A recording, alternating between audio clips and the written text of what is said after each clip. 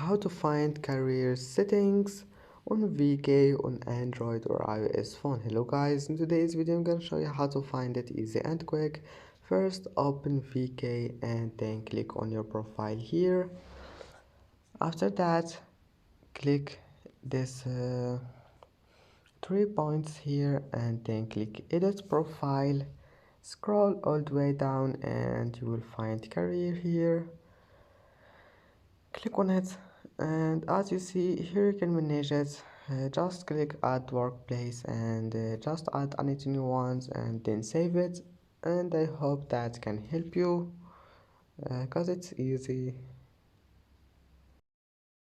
And that's it for today's video. If you like this video, please don't forget to like and don't forget to subscribe, and thank you for watching this video until the end, and see you in the next video.